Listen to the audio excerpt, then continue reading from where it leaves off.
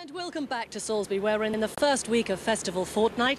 Hundreds of events taking place all over the city of every degree of artistic and creative endeavour. Well, the theme this year at the festival is air. Hence the reason I'm about 100 foot up in the air. And of course, if the weather was a little bit better, I would have a magnificent view of the city itself. Well, today was to have been one of the highlights of the festival, with Prince Charles coming to open the first exhibition of his paintings in this country. But as of course we all know, he's in hospital, having his arm mended, but the exhibition opening went as planned, amid some controversy, I may add. Prince Charles says that since taking up watercolour painting 20 years ago, it's revolutionised his life, and that it's the most relaxing and therapeutic exercise he knows. The 63 watercolours that make up this exhibition have been painted both during holidays and official visits all over the world. This, for example, a village in Saudi Arabia. On holiday in Mallorca 2 years ago, by the poolside, art critics suggesting that David Hockney has influenced the prince. One of the many watercolours of the royal estates, this of Balmoral. All of the paintings are small. Many of them, the prince says, look as though they've not been finished. He explains that's usually because he's run out of time, but sometimes because he's been embarrassed in places like Italy at keeping the police waiting too long. This first dedicated one-man exhibition by the prince in Britain has generally been welcomed by the professionals. I think most critics who've looked at his work would consider it to be a very accomplished work. And I think that's also shown by the fact he's had them under pseudonyms accepted for the summer exhibition. This is a professional art gallery. Would you, hand on your heart, have exhibited these paintings had they not been by the Prince of Wales? Yes, I think we would have exhibited them if they hadn't been by the Prince of Wales in the correct context. Obviously, most of the work that we show in the gallery, most of his work is quite small, and most of the work that we show in the gallery is on a much larger scale. So it wouldn't always fit into the scheme of things. But yes, I think the work's of a quality where, in the right context, we would be very happy to show the work in an exhibition. I think he's very accomplished. On show too at this exhibition are lithographs of the Prince's work, on sale at £3,000 each in aid of the Prince's Charities Trust.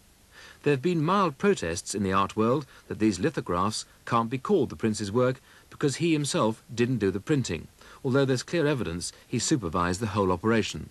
But it's an accusation knocked firmly on the head by the printmaker. These images have been worked on by the Prince. He's altered them from the original watercolour so that what you get is a dimension of an idea put through a medium. We actually have done the proofing and the printing, but they're his ideas, they're not ours.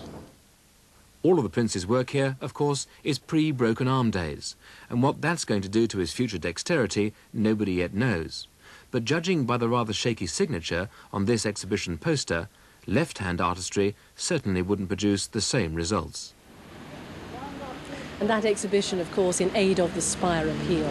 Well, the visit of Prince Wales was really going to cement Salisbury's reputation on the festival circuit. Festivals are very often accused of being elitist, but Salisbury has always made efforts to appeal to everybody. And those efforts have really been doubled since the involvement of Toyah Willcox, who, of course, is pop star, actress and festival patron. John Andrew's been talking to her. Obviously, you don't get such a thing as the perfect festival. For me, there's things I've managed to achieve with this festival and there's things I haven't managed to achieve.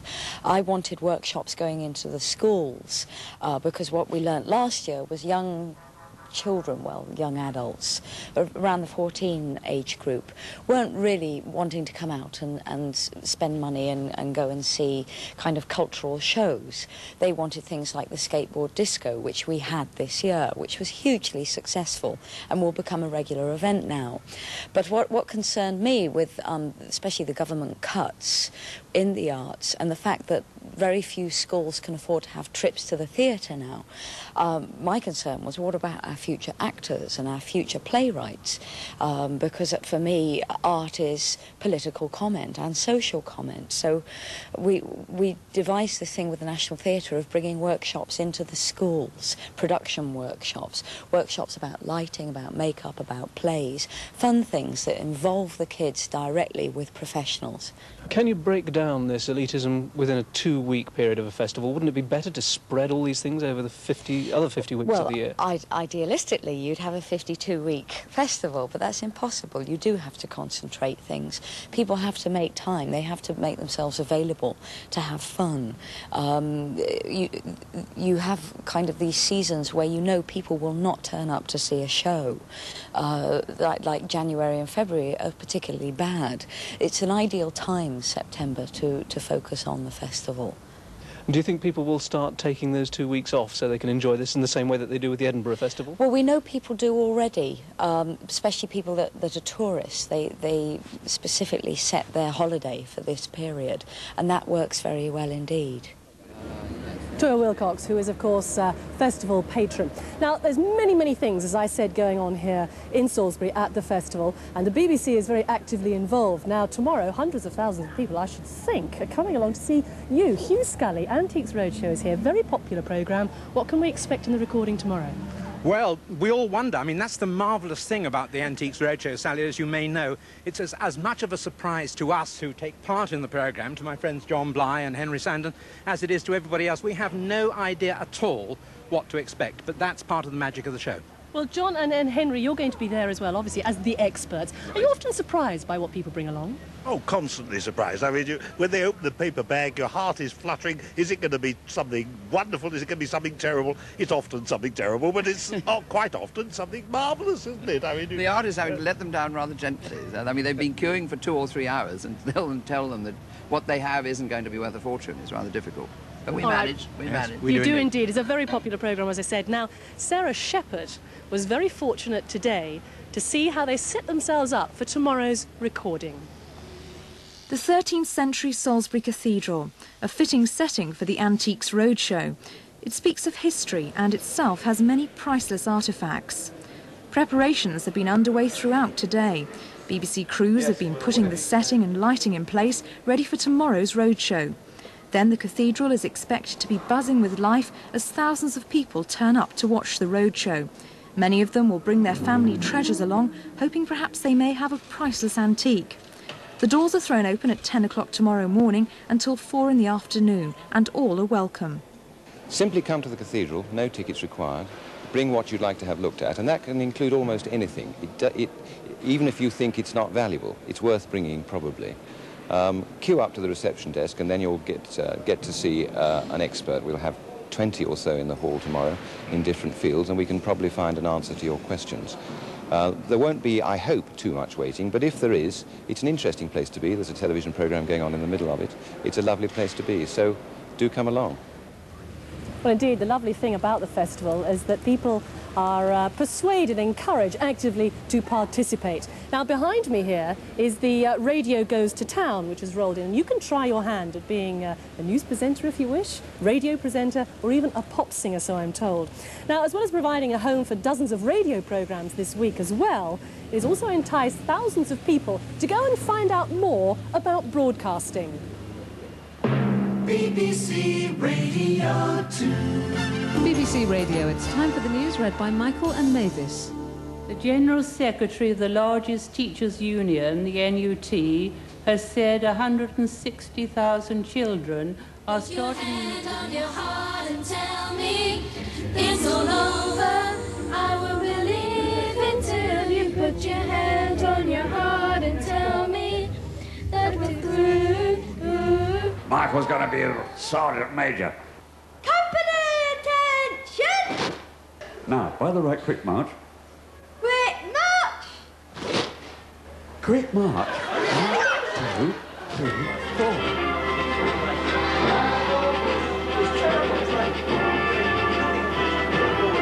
If you read it through, and if you're happy with it, we'll make a cassette of you reading it, and you can take that away with you, OK? The Princess of Wales visited London headquarters of the Golf Sport Group. The body set up to help families of the Gulf Hostages. BBC Radio News. When I get old and losing my hair many years from now, will you still be sending me a Valentine, birthday greetings, bottle of wine? That they were prepared at once to withdraw their troops from Poland a state of war would exist between us.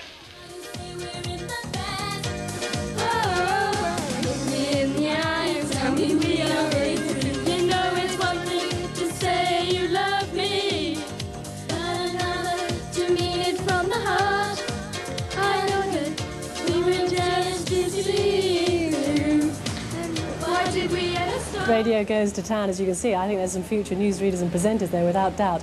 For the moment, I shall hand you back to the studios. From about mid-morning onwards, 1 or 2 showers in the afternoon, but plenty of sunshine in between. So we're back to the sunny, we're back to moderately warm after the rain's got out of the way in the next few hours. Very much, Helen. Not good weather at the moment, as you can see. Now, as we said, this year's festival is not just about broadcasting. The theme of the festival, as I said earlier, is really air. Now, you'd expect all sorts of things to fly through the air, wouldn't you? I mean, we've got natural things, we've got people, we've got idiots. In the clouds, cloudy day, 404 feet high. Can I just interrupt you for a moment? Hello. No, who are you? I'm Bigglesworth. I'm Algie. How do you do? Yes, how unusual. What are you doing here? We've been called down from London. There's a terrible crisis, I'm afraid. All the money's been stolen from the Spire Appeal office and they don't know what to do. Goodness me, what are you going to do? Dash it all! We're going to get them. We're going to get those bally thieves who snaffled the loot.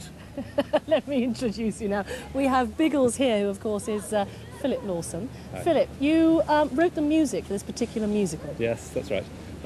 We originally did it for the Southern Cathedrals Festival 2 years ago, and it's on again at Salisbury Playhouse now, tomorrow, Friday, Saturday lunchtime. That's your plug, that's your plug. That's our Andrew plug. Mackay, you're the actual author of this. I'm now, the author. What's the idea behind it? The idea behind it is that in 1938, Hitler gets very cross because the mad Dean of Salisbury decides to add 125 feet to Salisbury Cathedral spire, which will make it 1 foot taller than Ulm Minster, which is the highest spire in the world, or was. Of course. How many people involved in this then, Philip? 12. 9, 12, and 10. an orchestra. You don't know, do you? We don't know. Do you know anything about Biggles? Do you remember reading Biggles? I am Biggles, of course I know about him. Do you remember reading Biggles? Yes. We're Avidly. great Biggles Great fans. Biggles fans. You are. Collector of first editions. We must actually emphasise that, of course, the money from this is actually going to the Spire Appeal, isn't it? That is the whole purpose Indeed, of it. that's the whole point of How it. much do you realistically think you're going to be able to raise? 1,000, we hope.